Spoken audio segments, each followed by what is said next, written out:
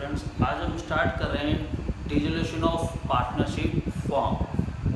देखिए, जैसे ही कोई बिजनेस डिसॉल्व होता है तो हमें 3 अकाउंट प्रिपेयर करने होते हैं। Number first realisation account, number second partners capital account and number third cash या बैंक अकाउंट। ठीक है, क्योंकि बिजनेस डिसॉल्व हो चुका है। अगर बिजनेस डिसॉल्व हो चुका है तो बैलेंस शीट की तो जरूरत नहीं है, ठीक है ना, क्योंकि बिजनेस डिसॉल्व हो गया तो जितने भी पार्टनर्स हैं बिजनेस के पास, या तो हमें उनको पेमेंट देनी पड़ेगी या फिर उनसे पेमेंट लेनी होगी।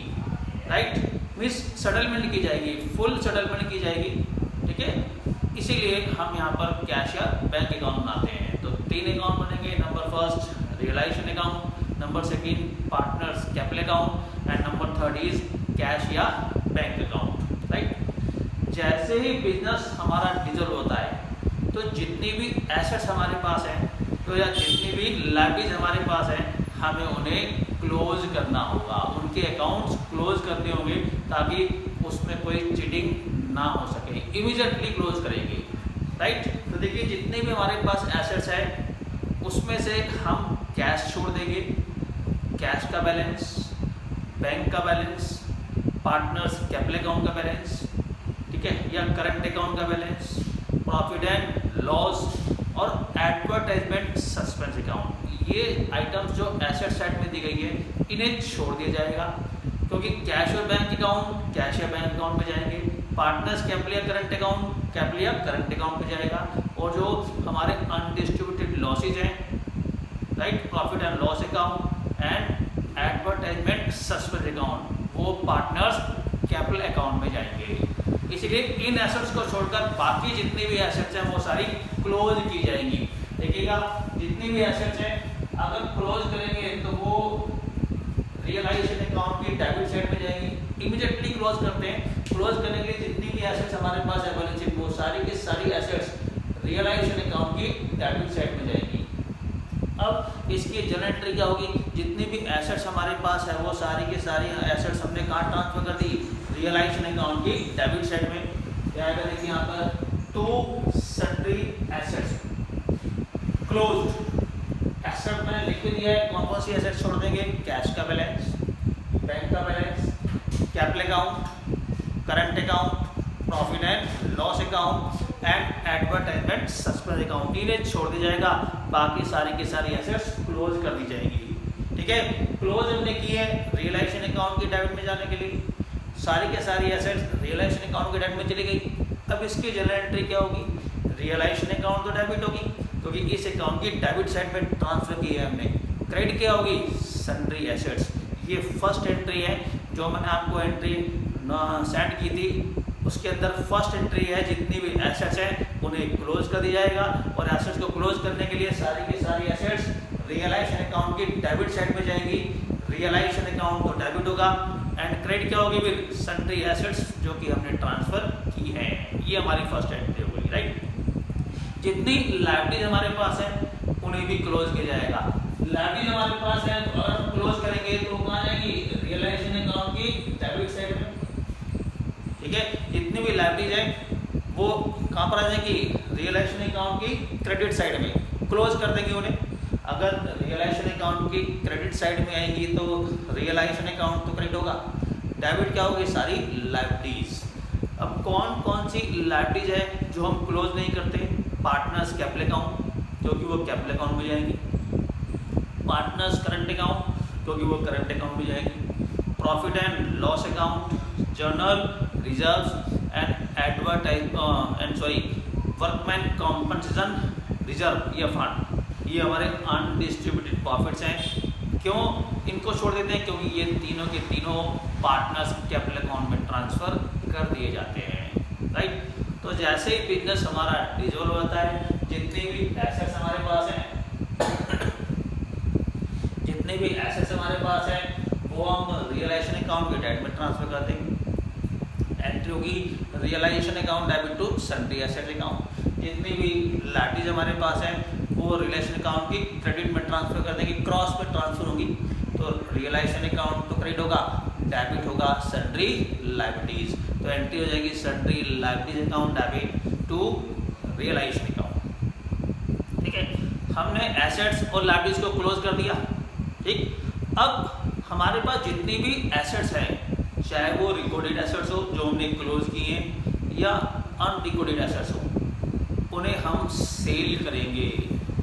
ठीक है, और सेल करने पे जो पैसा हमें मिलेगा उस पैसे की हेल्प से हम अपनी लायबिलिटीज की पेमेंट करेंगे। पेमेंट हमेशा रियलाइजेशन अकाउंट की डेबिट साइड में आती है, पेमेंट हमेशा रियलाइजेशन अकाउंट की डेबिट में आएगी, तो रिसीविंग हमेशा रियलाइजेशन अकाउंट की क्रेडिट साइड में आएगी। पेमेंट किसकी होती है? लायबिलिटीज की। तो पेमेंट जब करेंगे किसकी करेंगे? लायबिलिटीज की करेंगे, तो कहाँ पर होगी? डेबिट साइड में। रिसीविंग किसकी होगी? जब हम एसेट्स को सेल करेंगे तो रिसीविंग होगी, पैसा मिलेगा हमें, तो वो कहाँ पर आएगा? रियलाइजेशन अकाउंट की क्रेडिट साइड में। तो पेमेंट हमेशा रियलाइजेशन अकाउंट की डेबिट साइड में होती है एंड रिसीविंग हमेशा रियलाइजेशन अकाउंट की क्रेडिट साइड में होती है। अब जब हम अपनी एसेट्स को सेल करेंगे तो एसेट्स को सेल करने के लिए हमारे पास दो ऑप्शन होते हैं। या तो हम अपनी एसेट्स कैश में सेल करें। अगर हम अपनी एसेट्स को सेल करते हैं इन कैश, हमने 11th क्लास में भी जो एंट्री की थी, मनी हमारे पास आएगी, पैसा हमारे पास आएगा, हम एंट्री पास करेंगे कैश या bank account debit to sundry assets account. ये हम एंट्री पास करते थे 11th क्लास में। ठीक है, मनी आएगी, कैश या बैंक डेबिट होगा, पैसा आ रहा है और एसेट्स हमारे पास से जाएगी। ठीक है, तो कैश या bank account debit to sundry assets account, ये एंट्री हम पास करते थे। अभी भी वही एंट्री पास होगी। ठीक है, पैसा हमारे पास आएगा, ठीक है, और एसेट्स हमारे पास से जाएगी। लेकिन वो जो एसेट्स हम सेल कर रहे हैं उस एसेट्स को हमने कहाँ पर ट्रांसफर किया हुआ है, कहाँ पर क्लोज किया हुआ है? रियलाइजेशन अकाउंट में। तो हम उसको सेल भी करके रियलाइजेशन अकाउंट में दिखाएंगे। ठीक है, पेमेंट हमेशा डेबिट साइड में होती है, रिसीविंग हमेशा क्रेडिट साइड में होती है। अगर रिसीविंग क्रेडिट साइड में होती है तो जब हम एसेट्स को सेल करेंगे, ठीक है, सेल करेंगे तो कहाँ पर एंट्री आएगी? रियलाइजेशन अकाउंट की क्रेडिट साइड पे। एसेट्स को सेल करने के लिए मैंने दो ही ऑप्शन बताए हैं, या तो कैश, या तो हम अपनी एसेट्स को कैश में बेचेंगे, या फिर हमारी एसेट्स को हमारा कोई पार्टनर भी टेक ओवर कर सकता है। ठीक है, तो फर्स्ट ऑप्शन मैंने आपको बताया कि अगर हम अपनी एसेट्स को मार्केट में इन कैश बेच रहे हैं, नगद बेच रहे हैं, तो पैसा हमारे पास आएगा। अब इसकी जनरल एंट्री थर्ड एंट्री है जो मैंने आपको नोट कराई है। मनी हमारे पास आएगी कैश या बैंक अकाउंट डेबिट। ठीक है, और कहाँ पर दिखाएंगे हम? रियलाइजेशन अकाउंट की क्रेडिट साइड में। पेमेंट हमेशा रियलाइजेशन अकाउंट की डेबिट साइड में होती है, रिसीविंग हमेशा रियलाइजेशन अकाउंट की क्रेडिट साइड में होती है। हम एसेट सेल कर रहे हैं, एसेट सेल कर रहे हैं, एसेट्स को सेल करने के दो ही ऑप्शन होते हैं, या तो हम कैश में सेल करेंगे या फिर हमारा कोई पार्टनर टेक ओवर करेगा। तो फर्स्ट कैश या bank account debit to realisation account. ठीक है, रियलाइजेशन अकाउंट ट्रेड होगा, नाम क्या पर आएगा? बाय कैश या बैंक अकाउंट का। ब्रैकेट में मैंने लिख दिया है सन्ड्री एसेट्स रियलाइज या फिर सोल्ड इन कैश। ठीक है, रियलाइजेशन अकाउंट ट्रेड हुआ, नाम कैश या बैंक का आया। कैश या बैंक अकाउंट डेबिट होगा, नाम आएगा आपके टू रियलाइजेशन अकाउंट का।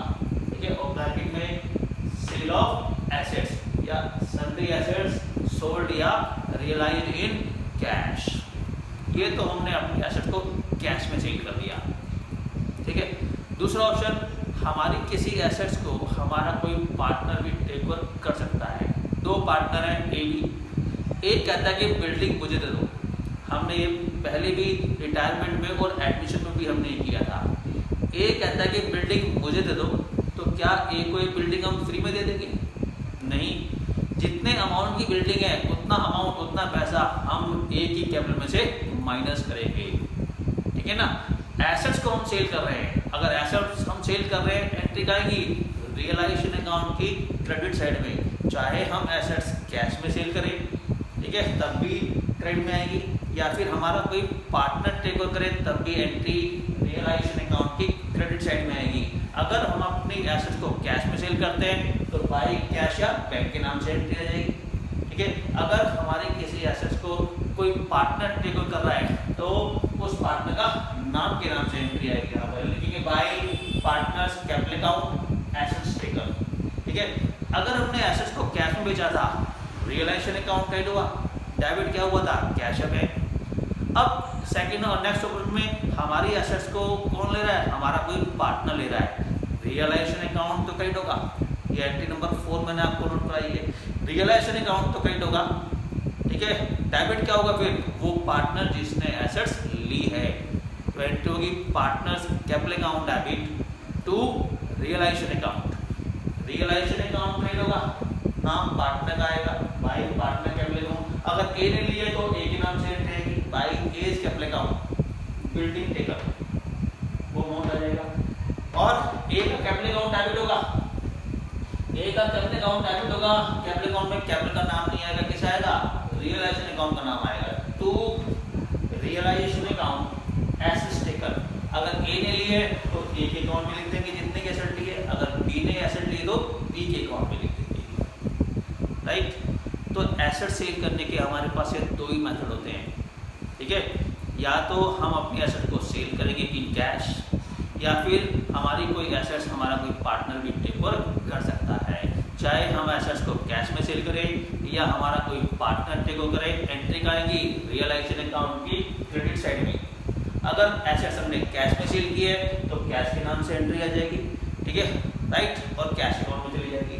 लेकिन अगर हमारी किसी एसेट को कोई पार्टनर लेता है तो उस पार्टनर के नाम से एंट्री आ जाएगी और उस पार्टनर कैपिटल अकाउंट की डेबिट में चली जाएगी, ठीक है। कैश से एंट्री होती है तो कैश अकाउंट में भी जाएगी, ठीक है। कोई पार्टनर हमारी एसेट को लेता है तो पार्टनर के कैपिटल अकाउंट में भी जाएगी, बट रियलाइजेशन अकाउंट तो क्रेडिट होगा, ठीक है, राइट। हमने स्टार्टिंग में जब एसेट्स और लायबिलिटीज क्लोज की थी तो एसेट्स के अंदर हमने कैश और बैंक का बैलेंस छोड़ा। कैश और बैंक का बैलेंस क्यों छोड़ा, क्योंकि वो कैश और बैंक अकाउंट में जाएगा। ये हमने कैश और बैंक अकाउंट बनाया, देखिए टू बैलेंस बीडी। अगर क्वेश्चन में कैश अकाउंट दिया है, कैश का बैलेंस दिया है तो कैश अकाउंट बनेगा। अगर क्वेश्चन में बैंक अकाउंट दिया है तो बैंक अकाउंट बनेगा। अगर दोनों दिए गए हैं तब भी हम बैंक अकाउंट बनाएंगे, मीन्स बैंक को प्रेफर करेंगे, और जो कैश का बैलेंस है वो बैंक अकाउंट में ट्रांसफर हो जाएगा, राइट। अगर मान लीजिए मैं मानकर चलता हूँ कि क्वेश्चन में दोनों दिए हैं, कैश भी दिया और बैंक भी दिया है, तो मैं बैंक अकाउंट बना रहा हूँ।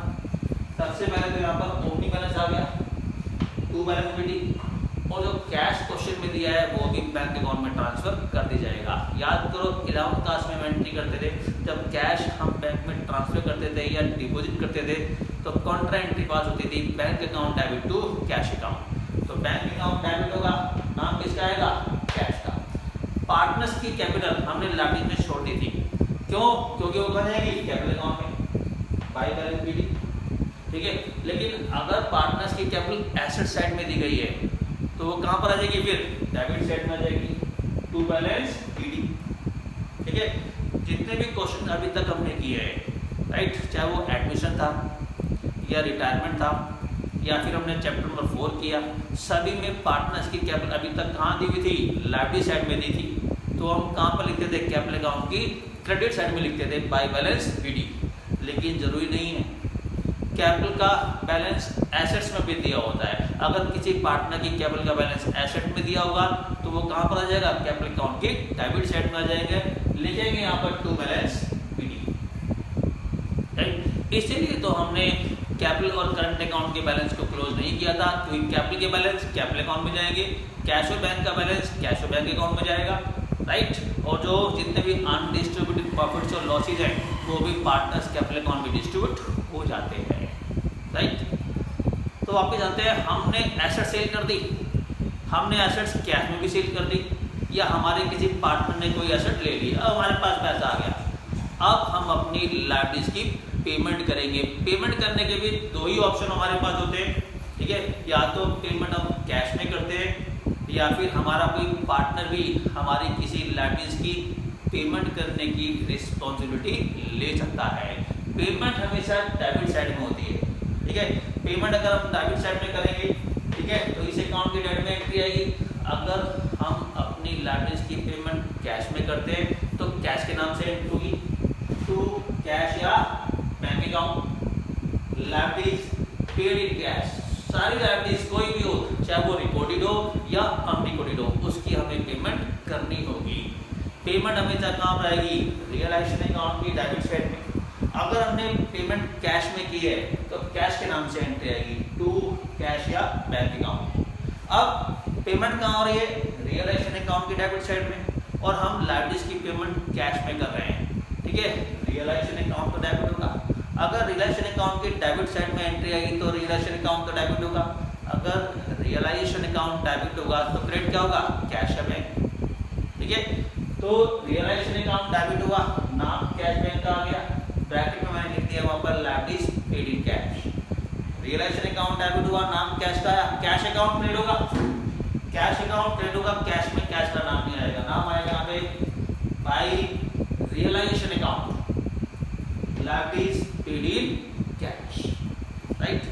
ये तो हमने लाइबिलिटीज की पेमेंट कैश में कर दी। लेकिन हमारा कोई पार्टनर हमारी किसी लाइबिलिटीज की पेमेंट करने की रिस्पॉन्सिबिलिटी भी ले सकता है।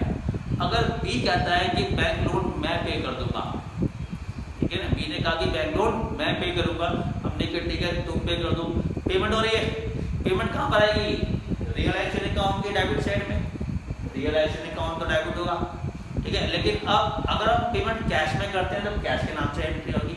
यहाँ पे पेमेंट कौन कर रहा है, पार्टनर, तो पार्टनर के नाम से एंट्री आएगी, to partners capital account liabilities paid in cash, ठीक है। अब इसकी जनरल पास क्या करेंगे, रियलाइजेशन अकाउंट तो डेबिट होगा, अगर रियलाइजेशन अकाउंट डेबिट होगा तो क्रेडिट क्या होगा, पार्टनर जिस पार्टनर ने पेमेंट की है। रियलाइजेशन अकाउंट डेबिट हुआ, नाम कैश बैंक का आया, कैश बैंक क्रेडिट होगा, नाम किसका आएगा, रियलाइजेशन अकाउंट का। ये तो हमने पेमेंट कर दी कैश में। लेकिन अगर हमारा कोई पार्टनर पे करता है तो एंट्री होगी realisation account debit to partners capital account. Realisation account debit हुआ, नाम पार्टनर कैपिटल का आया, पार्टनर कैपिटल अकाउंट क्रेडिट होगा, नाम आएगा यहाँ पे बाई रियलाइजेशन अकाउंट का, by realisation account liabilities taken. अगर ए ने लिए तो ए के अकाउंट में, अगर बी ने लिए तो बी के अकाउंट, ठीक है, राइट। तो ये हमने अपनी एसेट्स सेल कर दी, ठीक है। एसेट सेल करते हैं, रियलाइजेशन अकाउंट की क्रेडिट में एंट्री आती है। पेमेंट हमेशा डेबिट साइड में होती है और पेमेंट किसकी होती है, लाइबिलिटीज की पेमेंट होती है। लाइबिलिटीज की पेमेंट हमने कैश में भी कर दी या फिर हमारे किसी पार्टनर ने पेमेंट कर दी, ठीक। अब आते हैं नेक्स्ट पर।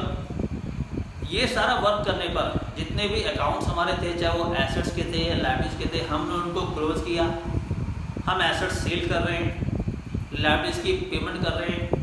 ये सारा वर्क करने पर कुछ एक्सपेंसेस खर्च होते हैं, ठीक है, जिन्हें हम कहते हैं डिसोल्यूशन एक्सपेंसेस, राइट। जैसे हमने एडमिशन ऑफ पार्टनर में एक्सपेंसेस खर्च किए थे, वो थे रिवैल्यूएशन एक्सपेंसेस। यहाँ पर है डिसोल्यूशन एक्सपेंसेस, क्या कहते हैं, dissolution expenses.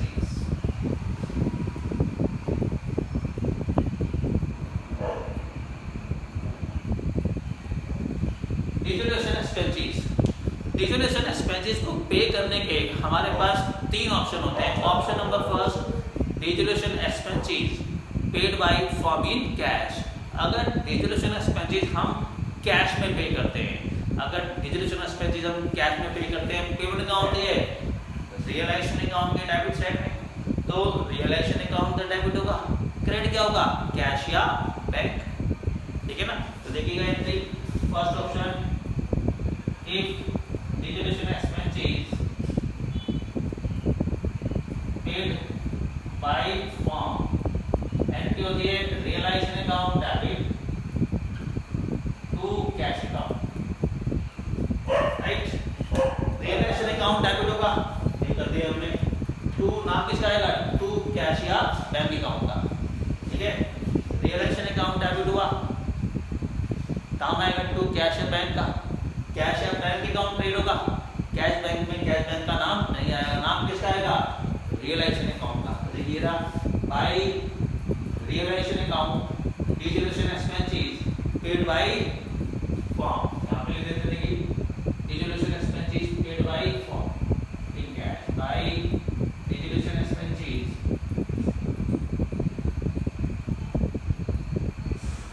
Realisation account dissolution expenses paid in cash. तो realisation account debit to cash account, realisation account debit हुआ, नाम कैश का आया, कैश अकाउंट क्रेडिट होगा, क्योंकि अगर हम एक्सपेंसेस पे करें तो मनी तो हमारे पास ही जाएगी, कैश अकाउंट क्रेडिट होगा, कैश में कैश का नाम नहीं आएगा, नाम किसका आएगा, रियलाइजेशन अकाउंट का, बाय रियलाइजेशन अकाउंट। ठीक है, ब्रैकेट में लिख देंगे dissolution expenses paid. Option number second, if dissolution expenses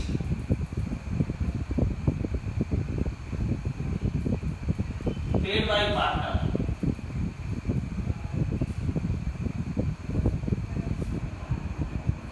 B कहता है कि डिसोल्यूशन एक्सपेंसेस मैं पे कर दूंगा। ठीक है, अगर बी हमारा कहता है कि पार्टनर के एक्सपेंसेस मैं पे करूंगा, ठीक है तू पे कर दे। पेमेंट कहाँ होती है, रियलाइजेशन अकाउंट की डेबिट साइड में, चाहे हम पे करें तब भी पेमेंट डेबिट में होगी। पेमेंट तो डेबिट साइड में होती है, हम पे करेंगे तो कैश के नाम से एंट्री आएगी, लेकिन हमारा कोई पार्टनर पे करेगा तो उस पार्टनर के नाम से एंट्री आएगी। पेमेंट हमेशा डेबिट साइड में होती है, रियलाइजेशन अकाउंट तो डेबिट होगा क्योंकि रियलाइजेशन अकाउंट की डेबिट साइड में एंट्री आ रही है, तो रियलाइजेशन अकाउंट तो डेबिट होगा। अगर रियलाइजेशन अकाउंट डेबिट होगा तो क्रेडिट क्या होगा, कैश या बैंक, वो तो हमने पे किया। ठीक है, तो realisation account debit to cash bank हमने पे किया तो कैश के नाम से आ गई। अब ए कहता है कि एक्सपेंसेस मैं पे करूंगा तब भी तो एंट्री डेबिट में आएगी। अब एंट्री हम क्या करेंगे, realisation account debit to partners capital account. A कहता है तो to A's capital account, B ने पेमेंट किया तो टू बीज कैपिटल अकाउंट। तो देखिएगा रियलाइजेशन अकाउंट डेबिट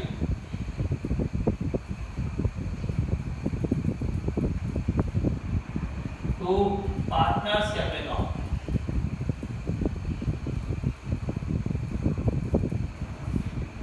ये सेम वही एंट्री है जो हमने लायबिलिटीज की पेमेंट की एंट्री की है। लायबिलिटीज भी हम सेम मेथड से पे करते हैं, लायबिलिटीज हमने कैश में भी पे की और हमारे पार्टनर ने भी पे की, जो उसका ट्रीटमेंट थी वही सेम इसकी भी ट्रीटमेंट है।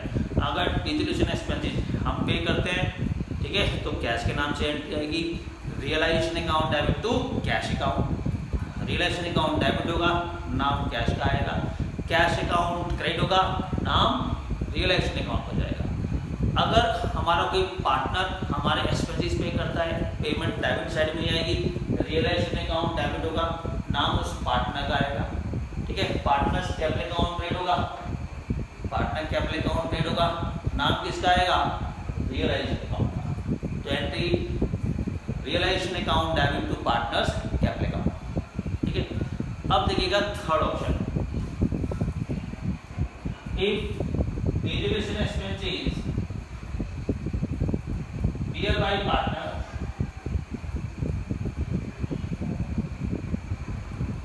but paid by firm।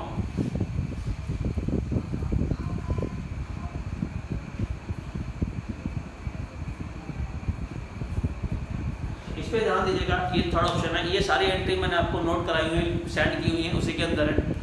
Dissolution expenses का सी पार्ट जो थर्ड पार्ट है वो क्या है, हमारा पार्टनर है ए ने हमसे कहा कि डिसोल्यूशन एक्सपेंसेस मैं पे कर दूंगा, मतलब उसने डिसोल्यूशन एक्सपेंसेस पे करने की रिस्पॉन्सिबिलिटी ले ली। हमने कहा ठीक है तुम पे कर दो, किसके लिए, हमने उसको 1000 रुपये दे दिया। ठीक है, ये हमारा पार्टनर है, वो कहता है कि डिसोल्यूशन एक्सपेंसेस मैं पे कर दूंगा। हमने कहा ठीक है तुम पे कर देना। ठीक है, उसकी ये रिस्पॉन्सिबिलिटी लेने के लिए, ये गारंटी लेने के लिए एक टाइप से, ठीक है ना, हमने उसको 1000 रुपये पे कर दिए। ठीक है, उसकी सेकंड वाली एंट्री हो जाएगी realisation account debit to A's capital account, क्योंकि हमने उसको अपना एक्सपेंसेस मान लिया और उसको अपना एक्सपेंसेस मानकर हमने एंट्री कर दी, जो बी एंट्री थी। रियलाइजेशन अकाउंट डेबिट होगा, नाम ए का आएगा, एज कैपिटल अकाउंट क्रेडिट होगा, नाम रियलाइजेशन अकाउंट का आएगा। 1000 से एंट्री हुई। अब डिसोल्यूशन एक्सपेंसेस 1000 रुपीज ही खर्च हो, या उससे ज़्यादा भी खर्च हो सकते हैं या उससे कम भी खर्च हो सकते हैं। ठीक है, अगर ए ने ये एक्सपेंसेस पे करने की रिस्पॉन्सिबिलिटी ली है तो ये एक्सपेंसेस किसको खर्च करने हैं, किसको पे करने हैं, ए को पे करने हैं ना। मान लीजिए डिसोल्यूशन एक्सपेंसेस खर्च होते हैं 1200 रुपये। ठीक है, हम उसको 1000 रुपये दे चुके हैं, उसकी केबल में ऐड कर चुके हैं। अब ये जो 1200 रुपीज़ हैं ये कौन पे करेगा, ए पे करेगा। अगर ए ने एक्सपेंसेस पे कर दिए तब तो हम इसकी कोई एंट्री पास नहीं करेंगे, जाएंगे, क्योंकि ये एक्सपेंसेस पे करने की गारंटी रिस्पॉन्सिबिलिटी ए ने हमसे ले ली है। ठीक है, अब ये हमें पे नहीं करने देगी, राइट। लेकिन अगर ये एक्सपेंसेस ए पे नहीं करता, ठीक है, या वो एक्सपेंसेस हमसे पे कराता है, या उसने पे करने के लिए मना कर दिया, तब भी हम पे करेंगे। अगर वो हमसे एक्सपेंसेस पे कराता है तो अब हमें क्या करना चाहिए? ये हमसे कहता है कि वो पे नहीं कर रहा है या उसके पास पैसा नहीं है, हम पे कर देंगे। चलो ठीक है, हम पे कर देंगे। मान लीजिए हमने पे कर दिए, 1200 रुपये पे कर दिए, तो अब हमें क्या करना चाहिए? यस, ये 1200 रुपये हमें ए की कैपिटल में से माइनस करना चाहिए, राइट। हमारे ऑनर, हमारे पार्टनर ए ने अपने एक्सपेंसेस, ये उसके पर्सनल एक्सपेंसेस हो गए, है ना, ये एक्सपेंसेस ए ने पर्सनली पे करने थे, लेकिन ए ने ये एक्सपेंसेस पर्सनली पे नहीं किए। ए ने ये अपने एक्सपेंसेस, अपने पर्सनल एक्सपेंसेस उसने हमसे पे कराए हैं, ठीक है। तो ये पैसा हम उसकी ड्राइंग्स मानकर उसकी कैपिटल में से माइनस कर लेंगे, राइट। और इसकी जनरल एंट्री होती है पार्टनर्स कैपिटल अकाउंट डेबिट, क्योंकि ड्राइंग्स कहाँ पर आती है? कैपिटल अकाउंट की डेबिट साइड में, राइट। हमने फंडामेंटल चैप्टर में भी की थी। तो इसकी एंट्री होगी partners capital account debit to cash या bank account. Partners capital account debit होगा, देखिए यहाँ पे, टू कैश या बैंक अकाउंट। मैंने ब्रैकेट में लिख दिया deduction expenses treated as drawings. तो अगर ए ने रिस्पॉन्सिबिलिटी ली है तो ए के अकाउंट में, अगर बी ने लिए तो बी के अकाउंट में, ठीक है। तो पार्टनर्स कैपिटल अकाउंट डेबिट होगा, नाम कैश या बैंक आ गया, कैश या बैंक अकाउंट क्रेडिट होगा, ठीक है। नाम यहाँ पर आएगा उस पार्टनर कैपिटल अकाउंट का, bye partners capital account. Clear, समझ में आ गया? ठीक है, ये थर्ड पॉइंट पे ध्यान दीजिएगा, राइट, कि एक्सपेंसेस पे करने की रिस्पॉन्सिबिलिटी किसने ली थी? हमारे पार्टनर ने ली थी, ठीक है। उसने पे नहीं किए, उसने एक्सपेंसेस हमसे पे कराए हैं, तो ये एक्सपेंसेस हम उसकी ड्राइंग्स मानकर उसकी कैपिटल में से माइनस कर लेंगे। क्लियर, ठीक है। नेक्स्ट पॉइंट आता है यहाँ पर लोन का, ध्यान दीजिएगा। ट्रीटमेंट ऑफ लोन, लोन दो टाइप के होते हैं, एक होता है पार्टनर्स लोन। पार्टनर्स लोन की हम डायरेक्ट पेमेंट कर देते हैं, एंट्री होती है partners loan account debit to cash या बैंक अकाउंट।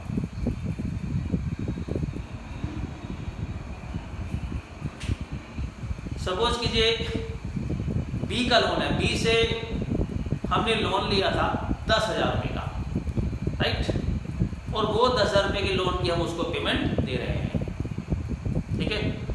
पार्टनर्स के लोन की पेमेंट डायरेक्टली कर दी जाती है इन कैश। पार्टनर्स के लोन की पेमेंट बिजनेस मिस फर्म डायरेक्टली पे कर देती है इन कैश। इसका रियलाइजेशन अकाउंट से कोई रिलेशन नहीं है। इसकी एंट्री होती है partners loan account debit to cash या बैंक अकाउंट। कैश या बैंक अकाउंट क्रेडिट होगा, नाम पार्टनर्स लोन का आएगा, लिखेंगे by partners loan account bracket में डायरेक्टली क्रेडिट कैश, ठीक है। लोन जो हमने पार्टनर से लिया था वो लोन खत्म हो गया और कैश हमारे पास से चला गया, तो हमने अपनी कैश या बैंक अकाउंट की क्रेडिट साइड में दिखा दिया, ठीक है। अगर पार्टनर्स के लोन की हम पेमेंट करते हैं, ठीक है, तो वो रियलाइजेशन अकाउंट में नहीं दिखाया जाएगा, ठीक है। पार्टनर्स के लोन का अमाउंट रियलाइजेशन अकाउंट में एक ही केस में दिखाया जा सकता है, ठीक है, जब पार्टनर्स का लोन पे करने पर हमें प्रॉफिट हो जाएगी, ठीक है। पार्टनर्स का लोन पे करने पर लॉस तो हमें होगा ही नहीं। हमने 10,000 रुपीज़ का ए से लोन लिया हुआ है, ध्यान देते ना एग्जाम्पल पर, 10,000 रुपीज़ का हमने ए से लोन लिया।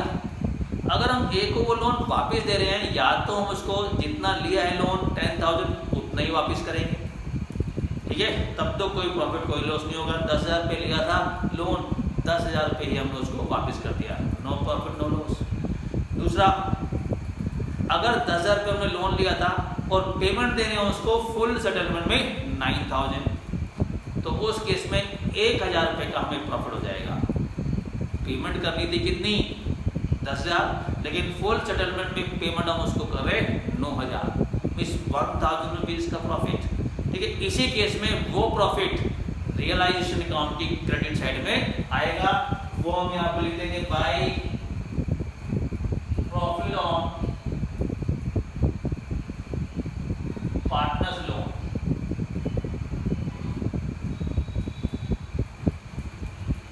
ठीक है, पार्टनर्स का लोन पे करने पर अगर हमें प्रॉफिट होता है तो वही प्रॉफिट रियलाइजेशन अकाउंट की क्रेडिट साइड में दिखाया जाएगा, अदरवाइज पार्टनर्स लोन को रियलाइजेशन अकाउंट में नहीं दिखाया जाता। अब कुछ स्टूडेंट सोच रहे होंगे हो सकता है कि 10,000 रुपये से ज़्यादा दें, नॉट पॉसिबल। अगर किसी से हमने 10,000 रुपये का लोन लिया है तो क्या हम 10,000 रुपये से ज़्यादा लोन वापस करेंगे? पॉसिबल ही नहीं है। हमेशा बिजनेस ये सोचता है, बिजनेस क्या हर बंदा ये सोचता है कि जितना लोन लिया या तो उतना ही वापस करें या उससे कम वापस करें। कोई भी ऐसा नहीं है जो लोन से ज़्यादा पेमेंट करने के लिए तैयार हो। ठीक है, समझ में आ गया? तो पार्टनर्स के लोन की डायरेक्ट पेमेंट कर दी जाती है, वो कैश या बैंक अकाउंट की क्रेडिट साइड में आता है बस, और कहीं पर नहीं आएगा। तो यहाँ लिख देंगे bye partners loan account, right, और कहीं नहीं आएगा। पार्टनर्स लोन के अलावा बाकी जितने भी लोन होते हैं उनको हम कहते हैं other loan. Other loan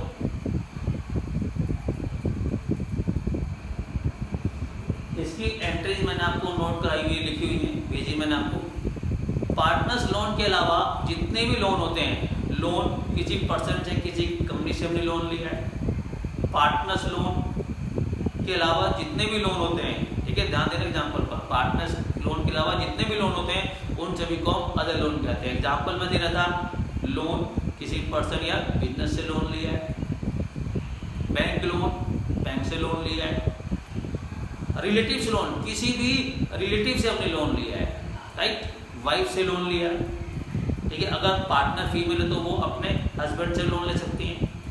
brother loan, sister loan, father loan, ठीक है, मदर लोन, कोई भी रिलेटिव, अगर किसी भी रिलेटिव से हमने लोन लिया है, ठीक है, तो वो हमारी लायबिलिटीज हैं। ठीक है, जैसे बाकी लायबिलिटीज हैं, सन्ड्री क्रेडिटर्स, बिल्स पेबल, वैसे ये भी लायबिलिटीज हैं। उनको जिस तरीके से हमने ट्रीट किया था, इनकी भी ट्रीटमेंट उसी तरीके से की जाएगी। ये हमारी लायबिलिटीज है। अगर लायबिलिटीज है तो पहले हमें इनको क्लोज करना होगा। ठीक है, जितनी भी लायबिलिटीज हैं उनके साथ ही हम इनको क्लोज करेंगे, रियलाइजेशन अकाउंट की क्रेडिट साइड में आएगा, और फिर इनकी पेमेंट भी की जाएगी। पेमेंट कहाँ होती है? रियलाइजेशन अकाउंट की डेबिट साइड में। और पेमेंट करने के दो ही ऑप्शन होते हैं, या तो पेमेंट हम कैश में करते हैं तो कैश के नाम से एंट्री आ जाएगी और कैश अकाउंट में चली जाएगी, या फिर हमारा कोई पार्टनर भी पेमेंट कर सकता है। अगर हमारा कोई पार्टनर पे करता है तो पार्टनर्स के नाम से एंट्री आ जाएगी और वो पार्टनर कैपिटल अकाउंट में चली जाएगी। ठीक है, समझ में आ गया? इस पार्टनर्स के लोन की डायरेक्ट पेमेंट की जाती है, वो तो कैश या बैंक अकाउंट की क्रेडिट साइड में आता है बस, और कहीं नहीं आएगा। ठीक है, अगर पार्टनर्स का लोन पे करने पर हमें प्रॉफिट होता है तभी वो रियलाइजेशन अकाउंट की क्रेडिट में आएगा। या फिर अदर लोन, पार्टनर्स लोन के अलावा बाकी जितने भी लोन हैं, loan, bank loan, relatives loan, वो सारी हमारी लायबिलिटीज हैं। ठीक है, उनको हम पहले क्लोज करेंगे, रियलाइजेशन अकाउंट की क्रेडिट में आएगा और फिर पेमेंट की जाएगी। पेमेंट या तो कैश में होती है या फिर हमारा कोई पार्टनर भी पेमेंट कर सकता है। ये एंट्रीज वही है जो हम ऑलरेडी कर चुके हैं। ठीक है, समझ में आ गया? अब नेक्स्ट पॉइंट में आते हैं। ऐसा भी हो सकता है कि हमारी कोई एसेट्स, ठीक है, हमारे पास कोई एसेट्स है, वो हम अपनी किसी लायबिलिटीज को दे देते हैं। ठीक है, सपोज कीजिए 50,000 रुपीज़ के सन्ड्री क्रेडिटर्स हैं, हमने उसको 50,000 रुपीज़ की plant and machinery they the full settlement में। ठीक है, अगर हम अपनी कोई एसेट्स किसी लायबिलिटीज को देते हैं तो उसकी कोई एंट्री नहीं होती। ठीक है, फुल सेटलमेंट में दी है, 50,000 रुपीज़ के हमारे क्रेडिटर्स खत्म हो जाएंगे और 50,000 रुपीज़ की जो हमने उसको एसेट दिया है वो भी खत्म हो जाएगी, फिर उसकी एंट्री रियलाइजेशन अकाउंट में नहीं आएगी। क्लोज करेंगे, ये मैं बाद की बात कर रहा हूँ, स्टार्टिंग की नहीं। स्टार्टिंग में तो जितनी भी एसेट और लायबिलिटीज हैं, कुछ को छोड़कर जो मैंने आपको बताया उन सभी को क्लोज करना ही होगा। ये तो तब हम चेक कर रहे हैं जब हम एसेट बेच रहे हैं और लायबिलिटीज की पेमेंट कर रहे हैं। ठीक है, हमने 50,000 रुपीज़ की प्लांट मशीनरी 50,000 रुपीज़ के क्रेडिटर्स को ही दे दिए। ठीक है, तो वहाँ से 50,000 रुपीज़ के क्रेडिटर्स खत्म, उनकी पेमेंट हो गई। और यहाँ से हमारी 50,000 रुपीज़ की प्लांट एंड मशीनरी खत्म, वो हमने सेल भी कर दी। इसकी कोई ट्रांजेक्शन नहीं की जाएगी अब, और इसकी कोई जनरल एंट्री भी नहीं होगी। या ऐसा भी हो सकता है कि हम 50,000 रुपीज़ के सन्ड्री क्रेडिटर्स को 40,000 रुपीज़ की प्लांट एंड मशीनरी दे रहे हैं फुल सेटलमेंट में। फुल सेटलमेंट का मतलब हिसाब किताब बराबर। यहाँ से हमारी 40,000 रुपये की प्लांट एंड मशीनरी खत्म, कोई एंट्री नहीं होगी। वहाँ से 50,000 रुपये के सन्ड्री क्रेडिटर्स खत्म, कोई एंट्री नहीं होगी। या इसका रिवर्स भी हो सकता है, ठीक है, कि 40,000 रुपीज़ के सन्ड्री क्रेडिटर्स को फुल सेटलमेंट में हमने 40,000 रुपये की क्या दे दी, प्लांट एंड मशीनरी दे दी, ठीक है ना, राइट। फुल सेटलमेंट में दी। अगर फुल सेटलमेंट वर्ड आ रहा है, ठीक है, तो दोनों की कोई एंट्री नहीं होगी, दोनों आपस में कैंसिल हो जाएंगे। लेकिन अगर फुल सेटलमेंट वर्ड नहीं आता, ठीक है, 50,000 रुपये के सन्ड्री क्रेडिटर्स हैं, हमने उसको 40,000 रुपये की क्या दे दी, प्लांट एंड मशीनरी दे दी, तो 40,000 की प्लांट मशीनरी से 40,000 रुपये के क्रेडिटर्स खत्म, बाकी बचा 10,000 रुपये हमें उसे और पे करने होंगे। पेमेंट कहाँ होगी, रियलाइजेशन अकाउंट की डेबिट साइड में। ये तब होगा जब फुल सेटलमेंट वर्ड ना दिया हो। या इसका रिवर्स, ठीक है, क्रेडिटर्स हैं 40,000 रुपीज़ के और हमने उसको 50,000 रुपये की plant and machinery they the, full settlement word नहीं है, ठीक है, तो 40,000 रुपीज़ के क्रेडिटर्स खत्म और 40,000 रुपीज़ की प्लांट एंड मशीनरी खत्म। लेकिन बाकी जो 10,000 रुपये फालतू हमने दिए हैं, क्योंकि प्लांट एंड मशीनरी हमने 50,000 रुपीज़ की दी है, तो 10,000 रुपये हम उस क्रेडिटर से वापस लेंगे। ये कहाँ आएगा, अगर लेंगे पैसा हमारे पास वापस आएगा तो कहाँ आएगा, रियलाइजेशन अकाउंट की क्रेडिट साइड में। एंटर की कैश या bank account debit to realisation account, cash bank debit होगा, नाम रियलाइजेशन अकाउंट का आएगा, ठीक है, रियलाइजेशन अकाउंट क्रेडिट होगा, नाम कैश या बैंक का आएगा, ठीक है। इसके बाद आते हैं जितने भी हमारे पास अनडिस्ट्रीब्यूटेड प्रॉफिट्स हैं, लॉसेज हैं और रिजर्व्स हैं, उन्हें भी हम पार्टनर्स के अपने अकाउंट में डिस्ट्रीब्यूट कर देते हैं, ठीक है। ये हम कई चैप्टर से करते आ रहे हैं, हमने चैप्टर 4 में, 5 में, 6 में, 7 में, सभी में ऐसा दिया था। 3 हमारे प्रॉफिट्स होते हैं, general reserves, profit and loss account and WCF। तीनों को हम पार्टनर्स के अपने अकाउंट में डिस्ट्रीब्यूट कर देंगे। तीनों लायबिलिटीज में दिए होते हैं, जब हम उनको डिस्ट्रीब्यूट करेंगे तो कहाँ पर आएंगे, तीनों कैपिटल अकाउंट की क्रेडिट में आ जाएंगे, bye general reserves, profit and loss account, WCF, ठीक है, डिस्ट्रीब्यूट कर देंगे प्रॉफिट रेशियो में। एंट्री क्या होती है, लगातार करते आ रहे हैं, general reserve debit, profit and loss account debit, workman compensation reserve debit to partners capital account. ऐसे ही हमारे पास 3 लॉस होते हैं, ठीक है। 3 लॉस में एक होती है गुडविल, ध्यान देना बात पर, एक होती है goodwill, profit and loss account और एडवर्टाइजमेंट सस्पेंस अकाउंट। गुडविल का इस चैप्टर में डिफरेंट ट्रीटमेंट होता है। अगर गुडविल बैलेंस शीट में दी गई है तो यहाँ पर राइट ऑफ नहीं होती, राइट ऑफ से कोई मतलब नहीं है यहाँ पर, ठीक है। अगर गुडविल बैलेंस शीट में दी गई है तो हम उसको क्या मानेंगे, एसेट्स मानेंगे, जैसे बाकी हमारी एसेट्स हैं, प्लांट मशीनरी, लैंड बिल्डिंग, जैसे हमने उनको क्लोज किया है वैसे गुडविल को भी क्लोज किया जाएगा, वो राइट ऑफ नहीं करते। तो इस चैप्टर में लॉसेज हमारे 2 रह गए हैं सिर्फ, ठीक है, एक तो प्रॉफिट एंड लॉस अकाउंट और दूसरा एडवर्टाइजमेंट सस्पेंस अकाउंट। दोनों एसेट साइड में दिए होते हैं, जब उनको डिस्ट्रीब्यूट करेंगे तो कहाँ आएगा, कैपिटल अकाउंट की डेबिट साइड में आएगा। देखिए यहाँ पर 2 प्रॉफिट एंड लॉस अकाउंट और advertisement suspense account distributed in profit sharing ratio, दोनों पार्टनर्स में बांट देंगे, जो जितने भी पार्टनर्स हैं उनमें डिस्ट्रीब्यूट कर दिया जाएगा। 3 लायबिलिटीज हमारी ऐसी होती हैं, ध्यान दीजिएगा, 3 लायबिलिटीज हमारी ऐसी होती हैं जिन्हें हम सिर्फ क्लोज करते हैं। पहली, प्रोविजन फॉर डाउटफुल डेट्स, ठीक है। डेटर मान लीजिए 1 लाख रुपए के डेटर दिए गए और उसमें से लेस करके लिखा हुआ है 10,000 प्रोविजन फॉर डाउटफुल डेट। जब डेटर्स को हम क्लोज करेंगे तो फुल वैल्यू से करेंगे 1 लाख रुपए से, राइट। और जो प्रोविजन फॉर डाउटफुल डेट है 10,000 रुपए, ठीक है, वो अलग क्लोज करेंगे। तो provision for doubtful debt, number second provision for depreciation, जिसे हम डेप्रिसिएशन रिजर्व भी कहते हैं, and number third is investment fluctuation fund या रिजर्व। इन तीनों लायबिलिटीज को सिर्फ क्लोज किया जाता है।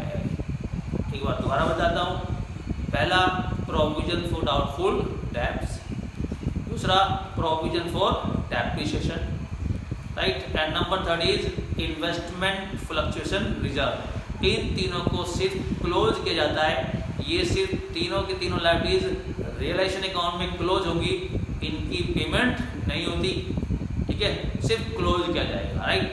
तीनों लायबिलिटी साइड में दी होती है, अगर इनको क्लोज करेंगे तो कहां पर आएगा, रियलाइजेशन अकाउंट की क्रेडिट साइड में आएगा, by provision for doubtful debt, provision for depreciation and investment fluctuation reserves, close only. Clear, समझ आ गया। और इसके अलावा कुछ भी नहीं दिया गया।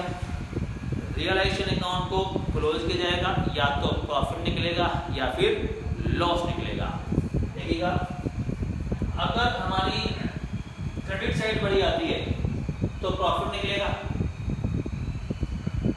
तो profit transfer to capital of, जितने भी पार्टनर्स हैं उन पार्टनर्स में कैपिटल अकाउंट में डिस्ट्रीब्यूट कर दिया जाएगा, ठीक है। लेकिन अगर डेबिट साइड बढ़ी है तो लॉस निकलेगा, वो कहाँ आएगा, क्रेडिट साइड में, by loss transfer to capital of. मान लीजिए दो ही पार्टनर है, ठीक है, या तो प्रॉफिट निकलेगा या फिर लॉस निकलेगा। जो भी प्रॉफिट या लॉस आया है वो भी पार्टनर्स कैपिटल अकाउंट में डिस्ट्रीब्यूट कर दिया जाएगा। अगर प्रॉफिट है तो कैपिटल अकाउंट में कहाँ जाएगा, क्रेडिट साइड में, यहाँ पर आएगा बाय रियलाइजेशन अकाउंट,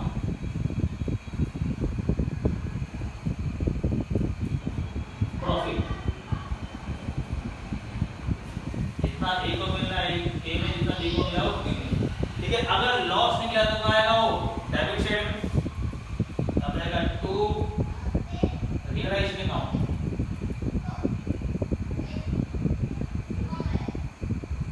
लॉस,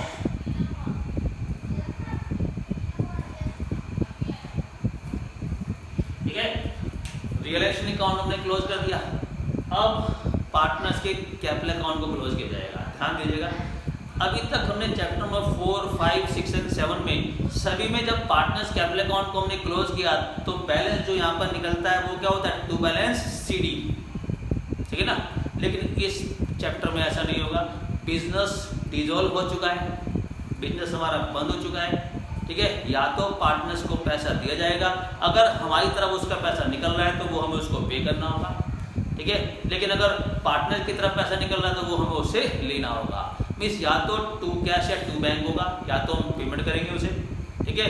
अगर हम उसे लेना है तो वो हम उसे लेके वो कहाँ पर आएगा, क्रेडिट साइड में आएगा। मीन्स यहाँ पर बैलेंस शीट नहीं निकलेगा, यहाँ पर कैश या बैंक से बैलेंस निकलेगा, या तो टू कैश टू बैंक निकलेगा या फिर बाई कैश या बाई बैंक निकलेगा। जो भी साइड पड़ी है, सपोज कीजिए क्रेडिट साइड पड़ी है, अगर हमारी क्रेडिट साइड पड़ी है तो बैलेंस नहीं निकलेगा डेबिट में। यहाँ पर जो बैलेंस होगा लिखेंगे टू कैश या फिर बैंक अकाउंट, ये paid to partners, final payment है, फाइनल पेमेंट दे दें, final payment to partners,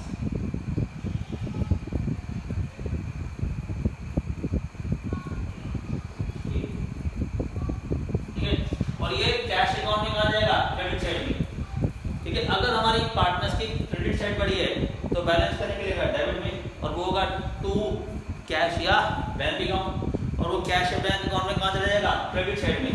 entry होती है partners capital account debit to cash या बैंक अकाउंट, यहाँ पर एंट्री आ जाएगी bye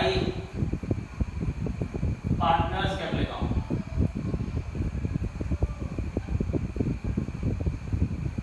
final payment,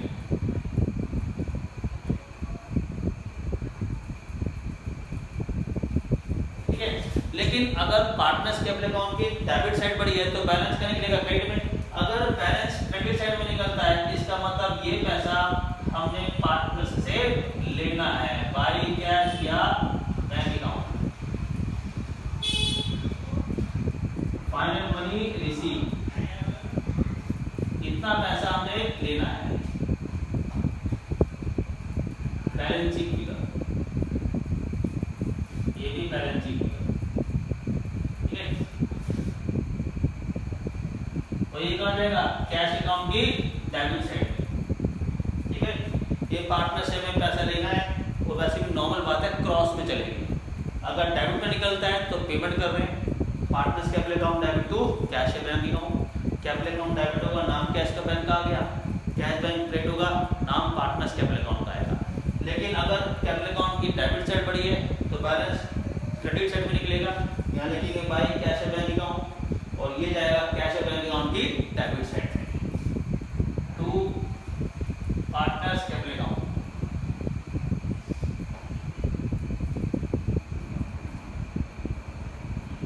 final money receive